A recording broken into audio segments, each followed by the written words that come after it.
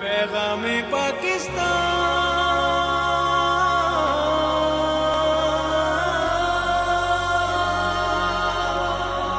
ہمارے اس اجلاس میں تشریف لانے پر میں سچ ٹی وی کے سربراہ مسلسل 3 بار اسلامی نظریاتی کونسل پاکستان کے ممبر منتخب ہونے والی شخصیت علامہ سید افتخار حسین شاہ صاحب نقوی کا بھی انتہائی شکر گزار ہوں۔ اسی طرح سلطان احمد علی صاحب دامت برکاتہم العالیہ جو صاحبزادہ صاحب ہیں، جوناگڑھ اسٹیٹ کے وہ دیوان ہیں، مسلم انسٹیٹیوٹ کے چیئرمین ہیں اور ہمارے ملی یکجہتی کونسل پاکستان کے مرکزی نائب صدر بھی ہیں، میں ان کے بھی تشریف لانے پر شکر گزار ہوں۔ اسی طرح ہمارے اس پروگرام کی بھرپور میں سمجھتا ہوں رہنمائی کرنے پر میں اپنے برادر عزیز محترم جناب ناصر شرادی صاحب کا بھی شکر گزار ہوں کہ انہوں نے قدم قدم پر میرے رفقا کی رہنمائی کی اور رابطے میں کافی انہوں نے ہمارا تعاون کیا، اللہ کو جزائے خیر عطا فرمائے۔ اسی طرح متحدہ علماء بورڈ حکومت پنجاب کے سربراہ اور وزیر اعظم کے معاون خصوصی برادر گرامی قدر علامہ حافظ طاہر محمود اشرفی صاحب، وہ انتہائی آج خود مصروف ہیں۔ 2 بجے انہوں نے بھی علامہ عارف حسین نقوی صاحب کی طرح وحدی صاحب کی طرح ایک خود کانفرنس کا اہتمام کیا ہوا، وہاں مصروف تھے، لیکن تمام مکاتب فکر کی جہاں قیادت اور نمائندگی موجود تھی، پیغام پاکستان کے لیے ایک متفقہ بیانیہ جس کی بات ہو رہی ہے، تو اس میں وہ بھی میری دعوت پہ تشریف لائے، میں ان کا شکر گزار ہوں۔ چونکہ وہ خود وہاں منتظم ہیں، میزبان ہیں، وہاں مصروف ہیں، تو وہ چند اپنے فوراً خیالات کے اظہار فرمائیں گے اور میں انہیں سے درخواست کرتا ہوں کہ وہ اپنے پاکیزہ خیالات کے اظہار فرمائیں۔ بسم اللہ الرحمن الرحیم، الحمدللہ رب العالمین والصلاة والسلام علی خاتم المرسلین وعلی آلہ واصحابہ وازواجہ وذریاتہ وبناتہ واہل بیتہ اجمعین۔ میں بہت شکر گزار ہوں اپنے بھائی علامہ سید ضیاء اللہ شاہ صاحب بخاری کا۔ اس وقت ماشاءاللہ مقتدر قیادت جو ہے تمام مکاتب فکر کی یہاں موجود ہے اور تمام اہم احباب یہاں موجود ہیں، اور میں سمجھتا ہوں یہ جو حضرات یہاں پر بیٹھے ہیں یہ وقت کی اور حالات کی تمام نزاکتوں کو بھی سمجھتے ہیں اور جو کچھ ہو رہا ہے یا کرنے کی کوشش کی جا رہی ہے اسے بھی سمجھتے ہیں۔ محرم الحرام سے پہلے یہ واضح ہمارے پاس اطلاعات تھی کہ سوشل میڈیا کے ذریعے اس ملک میں آگ لگائی جائے گی، لیکن اللہ تعالیٰ نے فضل و کرم کیا۔ میں سمجھتا ہوں کہ ہمارے جو ادارے ہیں، وزارت اطلاعات ہے، ISPR ہے، اور سب سے بڑھ کر علماء و مشائخ نے تعاون کیا اور وہ آگ نہ لگ سکی۔ اس کے بعد بھی کچھ چیزیں ہو رہی ہیں، اور یہ جو سوشل میڈیا ہے اس وقت سب سے بڑی جنگ یہ ہے،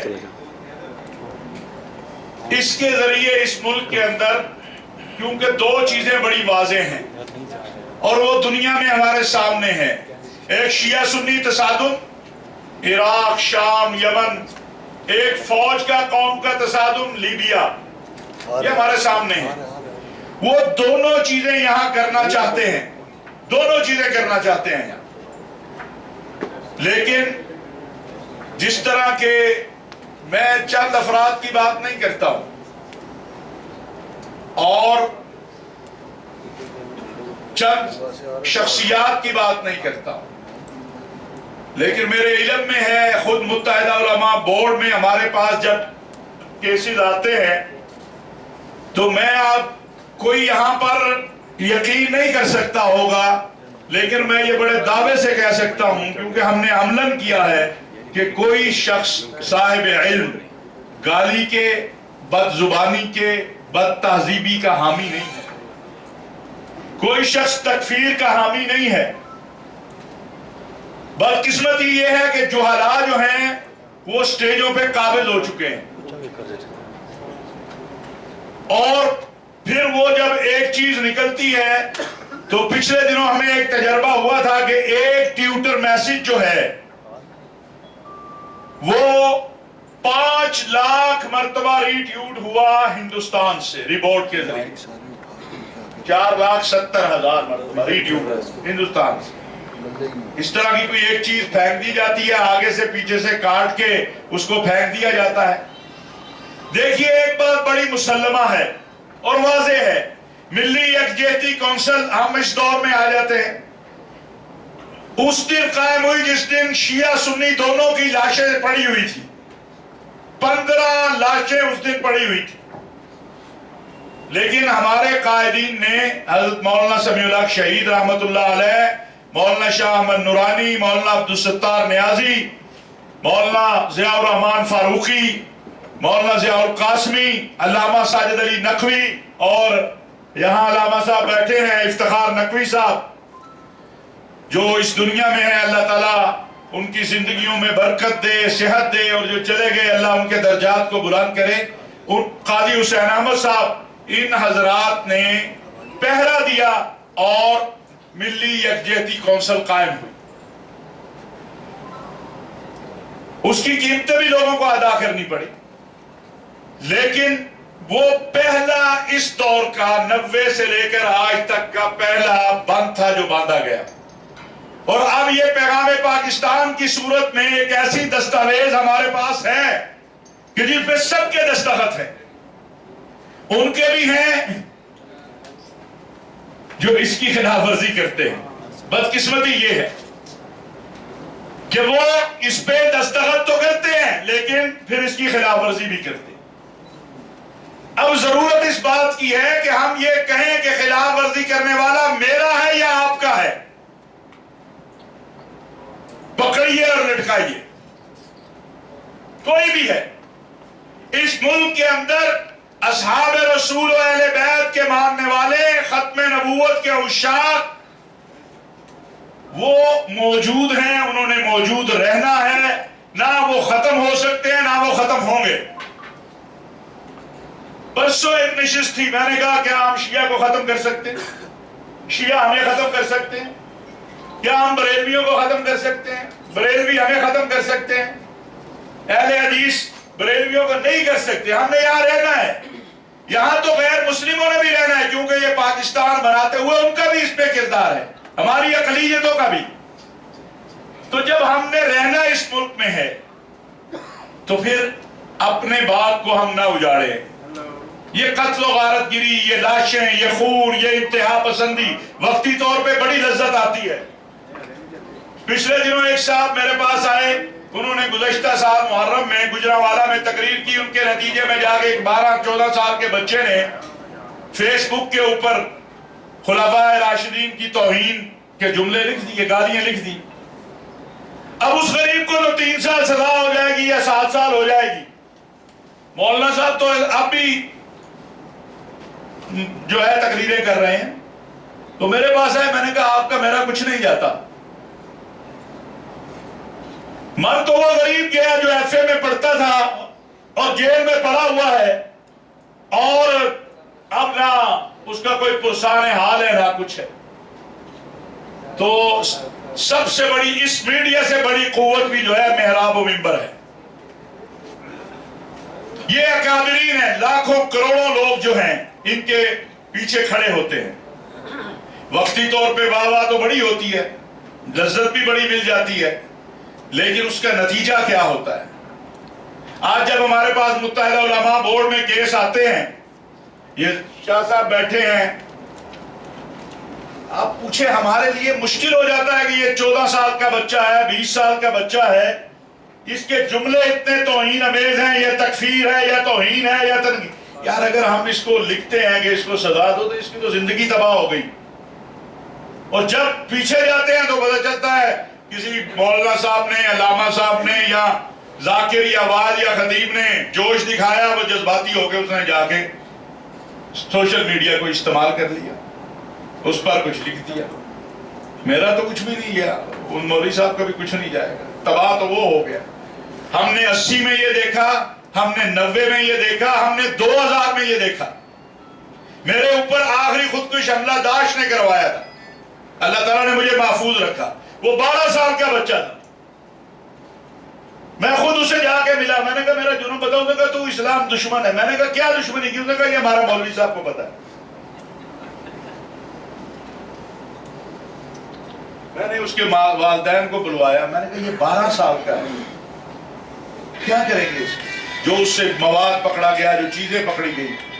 اب وہ مولوی صاحب تو کئی قبائل میں بیٹھا تھا، بھاگ کے پرلی طرف چلا جائے گا. تو میری آپ سب حضرات کی بات سنی جاتی ہے. آج بھی ہمارے اہل تشیع حضرات کے بہت بڑے بڑے اکابر علماء جو ہیں اور ان کے قائدین آج بھی اسلام آباد میں سارے جمع ہو رہے ہیں. میں ایک ہی گزارش کروں گا کہ ہم نے بھی یہ بھگتا ہے، ذاتی طور پہ بھی بھگتا ہے. یہاں تقریباً جتنے لوگ بیٹھے ہیں، کوئی 2 4 10 کو چھوڑ دیں، باقی سب اس آگ سے گزرے ہوئے، کچھ نہیں ملا اس آگ سے خون کے علاوہ.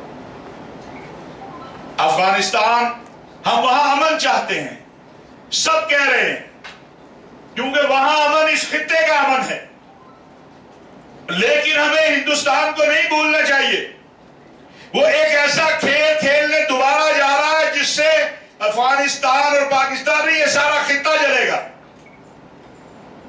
ابھی بات کر رہے تھے میرے آنے سے پہلے جب میں داخل ہوا داعش کی اور باقی چیزوں کی. کون ان کو جمع کر رہا ہے، کون ادھر لایا ہے؟ یہ بڑی طرح حقیقتیں ہیں. جس کے ہیلی کاپٹروں کے اوپر جو ہے وہ داعش کی آباد کاری ہوئی افغانستان میں، دنیا کو معلوم ہے، یہ مخفی نہیں ہے. کیا وہ یہ چاہیں گے کہ اس پاکستان میں امن آئے؟ آپ نے جب کہا ہم اڈے نہیں دیں گے، آپ نے جب یہ کہا کہ ہم اپنی سرزمین کو استعمال نہیں ہونے دیں گے کسی جنگ میں، تو آپ کو قیمت بھی ادا کرنی ہے، یہ نہ آپ سوچیں. لیکن اگر ہم متحد ہوں تو واللہ باللہ تاللہ کوئی ہمارا کچھ نہیں بگاڑ سکتا.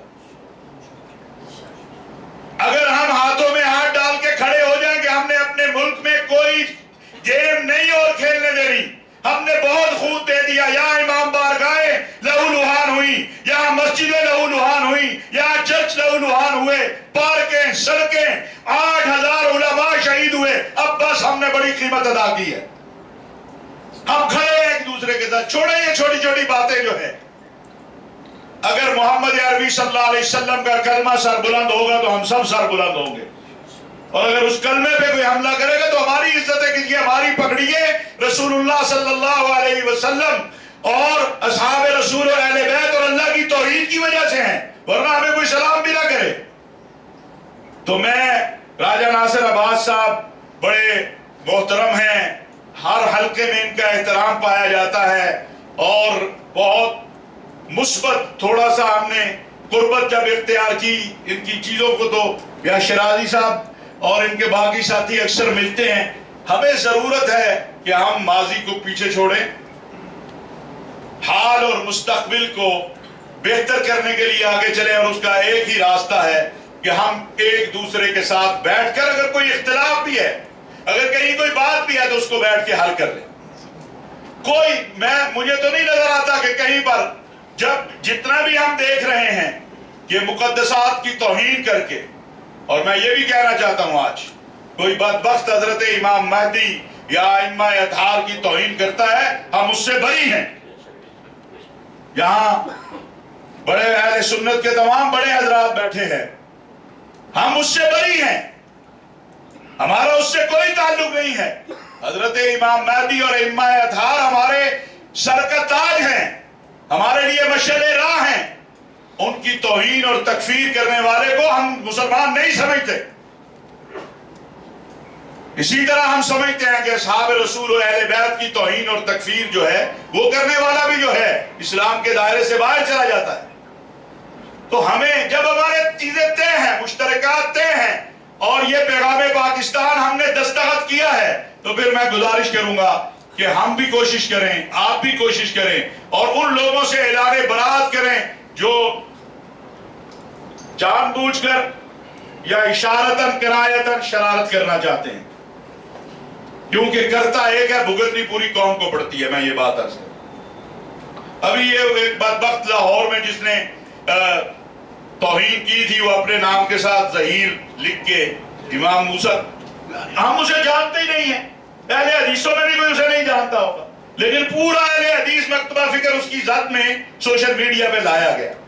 اسی طرح مجھے کسی نے کل بتایا کہ کسی نے حضرت امام مہدی کے بارے میں بکواس کی. میں نے کہا پکڑ کے اس کو لٹکاؤ اور مدعی میں بنتا ہوں. جس طرح اسلام آباد میں جب سیدنا ابوبکر صدیق کی توہین کی گئی تو مدعی بننے کے لیے علامہ عارف وادی صاحب جو ہیں وہ تھانے میں ہم سے پہلے پہنچے تھے.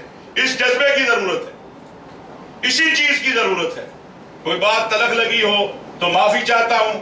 حکومت کا نمائندہ ہونے کی حیثیت سے میں ایک بات عرض کرنا چاہتا ہوں کہ ہم نے کوشش کی ہے, 100% تو نہیں ہو سکتا, لیکن ہم نے کوشش کی ہے اور کوشش کر رہے ہیں کہ فتنہ پروروں کو اور فتنہ پھیلانے والوں کو قانون کے دائرے میں لے کر آئیں, ان کو کٹہرے میں لائے. وہ کتنا بھی طاقتور کیوں نہ ہو, اس کو ملک میں فتنہ انشاءاللہ نہیں پھیلانے دیا جائے گا.